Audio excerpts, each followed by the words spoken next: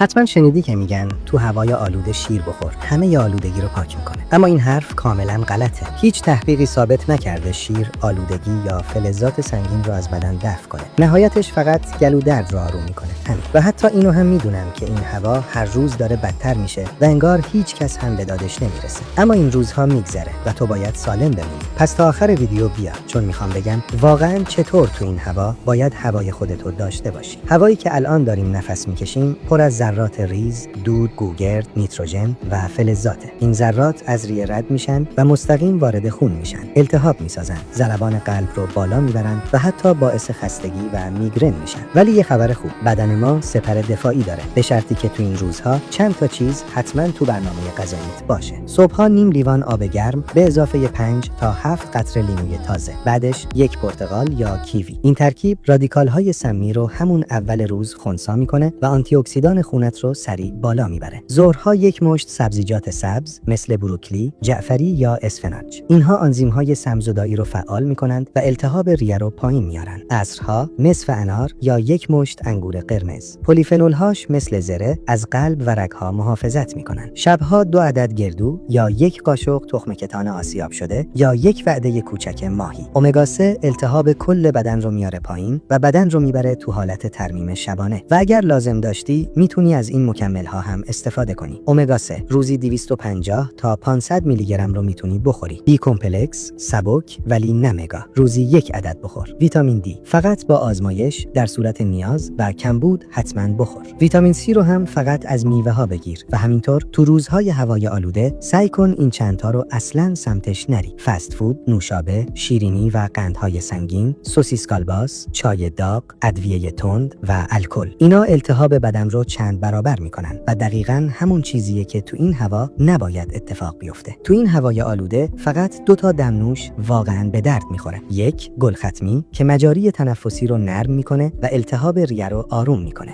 2 زنجبیل کم و ملایم که یه ضد التهاب طبیعیه. اما یادت باشه دمنوش‌های دارچین یا نعناع غلیظ فقط ریه رو تحریک میکنن و اوضاع رو بدتر میکنن. پس یادت باشه تو این روزهای آلوده منتظر معجزه نباش. اما اگر صبح درست شروع کنی، ظهر پاکسازی کنی، عصر زره ببندی و شب ضد التهاب بخوری، میتونی هوای خودتو داشته باشی، چون تنها کسی که میتونه نجاتت بده خودتی. این ویدیو رو ذخیره کن و بفرست برای کسی که توی شهرهای آلوده زندگی میکنه. شاید سلامت یه نفر رو نجات بده. اگه از این سبک ویدیوها دوست داری، برای دیدن محتوای بیشتر علمی و واقعی، پیج تناسب پلاس رو حتما فالو کن.